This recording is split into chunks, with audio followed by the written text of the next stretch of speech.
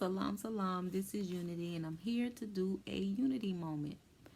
So, I just watched the R. Kelly, Surviving R. Kelly on Lifetime. And when I tell you, um, this demon needs to be, people could say locked up. I just think off with his head. He just need to go. Um, I was a fan of R. Kelly music. I moved to Tallahassee in 1991. And I think around like 96, there was a R. Kelly concert in Jacksonville, Florida. And I remember catching a Greyhound bus to go to R. Kelly concert. I went by myself and I went to his concert. And when I tell you it was one of the most dopest concerts I ever been to. No, I ain't mess with no R. Kelly, so I ain't finna be like, no. I'm just saying it was just one of the dopest concerts as far as creativity, all that type of stuff. I remember before like the internet got big, he had this on the stage. He had like this screen of like a computerized version of him, and I remember when the song "You Remind Me of My Jeep," he'll be like, "What's up?" He'll be something like, "What's up, R?" And he'd be like, "Ain't nothing, Kelly." Like he was going back and forth. He was like going back and forth with the computerized version of him. And then they'll say, "You remind me of my Jeep." And then the computerized version on the screen would be going back and forth with him. It was just so dope. And he bought like this stretch limousine on a stage with like a pool in the back, and he had some sexual moments. But I remember him also showing like animated video of him and Mr. Big. I guess they was like gangsters. It was just like a really dope concert.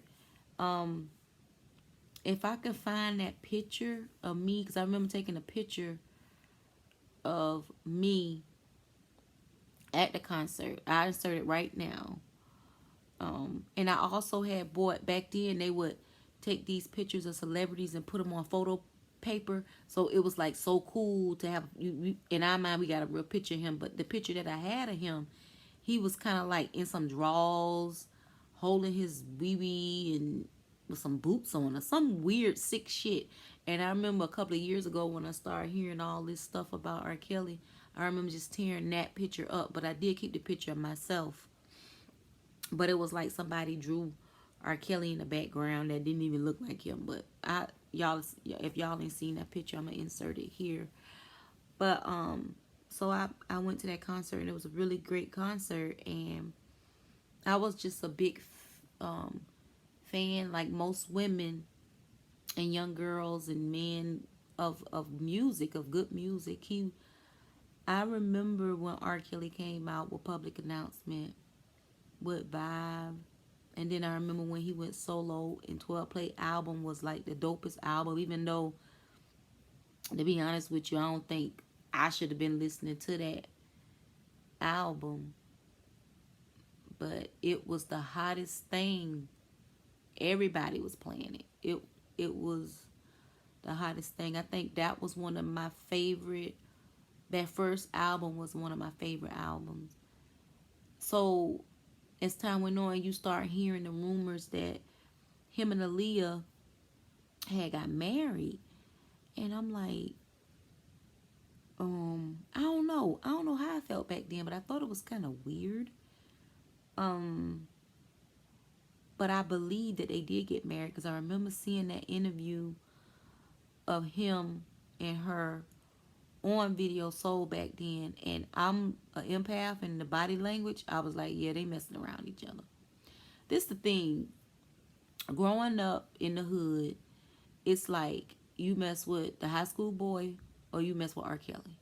Majority of girls, um, 16, 14, 15, 16, they messing with guys older. I remember growing up, a lot of girls that was 16, 15, 16, 17, they was messing with guys that was in their 20s or sometimes in their 30s, because especially like drug dealers, because you was messing with a man. And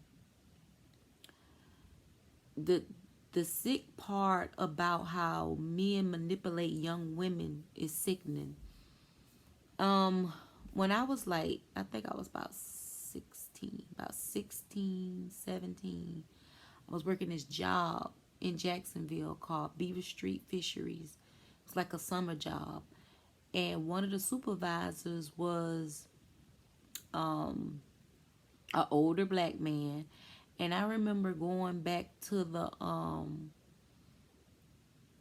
we had to, at the job, what we did, we packed seafood and shipped it out to different grocery stores. But we packed them, and if you look up Beaver Street Fisheries, you'll see it. It's still in Jacksonville. If you go in some places like Publix, when Dixie, you'll still probably see some of it. It's a sea bass brand. But I remember, because I worked there in the summer. I worked there for 2 summers. But this particular summer, I remember going back to get some boxes, and he kissed me. And I remember, because I was like a hard girl, and I remember like pulling away, but I can remember like I kind of liked it. And after that, I don't think he did it again. I can't remember because it was so long ago, but I know one day he took me home, me and my mom home. Make a long story short, I didn't have sex with him, but he did do some things that a grown man shouldn't have been doing with a young girl. And I remember, because the mindset of me at that time, like, girls in Jacksonville, Florida, young girls in the hood, like, they wanted guys with money. And this dude was older, and I remember he was driving a Mercedes, and he was like a supervisor at Beaver Street Fishery. But I remember him not giving me no damn money. And even though I didn't have like sex with him, he did touch me, and he did touch me. And I remember cutting it off. I think it happened about twice. And as far as him touching me and kissing me, but I never had sex with him, but that was even too far. And I remember it got to the point I cut him off, because in my mind, like, you need to give me some money. And I remember my mom saying something to him. But when you young like that, and you getting attention from a young guy, you like defend it. No, it's not like that. But then it was something about it. I'm thinking it was the money. He wouldn't give me no damn money. I cut his ass off. And I remember he knew where my best friend stayed, and he like came to the house unexpectedly. Like, he would call.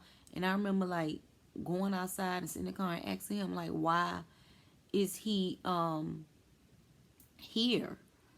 And I can't remember, but I remember like older women probably was talking like, what this older dude doing to see her. But I cut him off. And I can remember me and my friend, we was walking down Main Street one day, and I seen his Mercedes ride by. And I was like telling her, like, I ain't messing with that dude. He don't want to give me no money. And the creepy part about everything, because none of it should have happened.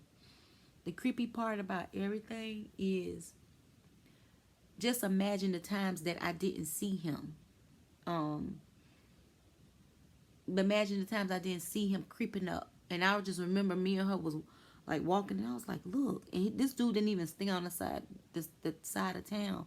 So that's the creepy part. It's like, when I look back on that situation, that was like really, really dangerous, dealing with a man. But like I say, when you young like that, and I'm glad I didn't get caught up like most girls do, and I didn't have sex with him, but he shouldn't have been touching me and doing certain things he was doing to me at that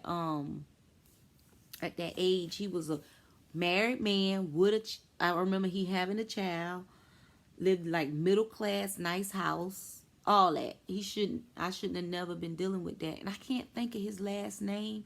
I remember his first name, but I can't think of his last name for nothing, because If I could remember his last name and look him up and found him, I would literally contact him and call him a fucking pervert. Fucking pervert. But the mindset of young girls, like I say, it's like they want older guys. Like it be their fantasies. And I could understand how these girls got caught up. Do I blame the girls? No, I don't blame them at all, because men and some women, but men can be master manipulators. They can make us think that, and some of us older women can contest to that. Now look at my hands. I'm painting up a storm. They could make us think that we the only one, and so and so, and it's just sickening. And I know over the years, I always felt, always when you hear those rumors, I always believed that this man was sick and he was doing it. And only thing I know is R.Kelly needs to die. I know that might be hard for some of y'all. He need to be legally, what white people say, legally injected. Like he needs to die, because he done, and the way I am, it's like he disrespects so many young and older black women. Like he needs to be put out. If he's in some type of misery, he needs to be put out. He needs to be down. You know how sometimes they have dogs and the dogs be dying and they gotta put them down? He needs to be put down. One of the parts in the documentary, I think it's gonna be like 2 more parts tomorrow or something like that. But one of the parts in the documentary, one of the dancers was saying that they see him having sex with Aaliyah. She see him having sex with Aaliyah on a tour bus. And I'm kind of like, I'm so proud that her mom and them got him away around when she got like 7, got her away from him. Aaliyah was a beautiful spirit. And I'm pretty sure all these women were beautiful, and he took advantage of that.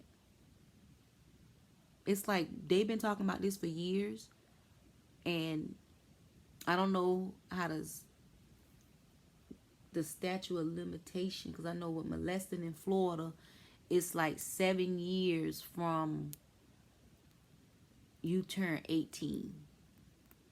So I don't know how that work in other places like Chicago and all that, but I know that this dude, I mean, locked up there, he just need to go. I hate men that manipulate women. It was disturbing. And a couple of days ago, Kaya was reading an insert. I don't know who book. I don't know if that was the Pace Girl book. She was reading an insert of some book, and it was sickening. I was disgusted. And I was so disgusted after I looked. I was like, why did I just listen to this? But I said in 2015 on a unity moment that it was going to be a year of manifestation from then to beyond to now. And it's just so much stuff been coming out. It's crazy, because if we knew everybody personal life that's in entertainment, like some of the things that they done or did, we wouldn't even be supporting them. It's like you just want to deal with the talent. But it's crazy, because how it's like now, if I hear Fiesta, it's like, damn, R.Kelly, damn, that was like one of my favorite songs. And like I say, the whole 12-play album. But I love me some Fiesta. That was my song. I went Daytona Beach, Black Beach weekend, and they was playing Fiesta with Jay-Z, and they was playing Get Your Freak On by Missy Elliott, and I can't remember all it, but this dude just like really, this to me, it's like young people look at this stuff. We have to be careful about choices we make, and you got to be careful with power. Like a lot of people on social media, when they get to a certain level, you have to be careful, because it could suck you in. And listening to his brother, listening to, he was a product of his environment. And this what I think. I think once the thing happened with Aaliyah, they ended it. Her family ended it. I think he got obsessed with more obsessed with young women. I don't know if he was messing with them before then, but I think that's what happened. It's like he could never replace the Aaliyah thing, but then it started getting sinister and the things that. Ugh. But the thing is, we have to be really careful. We have to protect black women, young black women. We gotta tell them, because you know when you young and somebody trying to tell you, you ain't trying to hear what your parents saying. Somebody or older guy trying to talk to you, you ain't trying to hear what they saying. You mainly think you know. Hey mama, one of my rescue cats then came up. Hey mama. Well, let me let y'all go, but I hope I got my point across. R.Kelly the heads need to be cut off. He just fucked up because he was very talented. Very talented. So, I don't even, I think the other one's coming on tomorrow. I don't even know if I have the energy to look at that. After looking at that, I need to burn some sage. I don't even smoke cigarettes. I feel like I want to smoke a cigarette.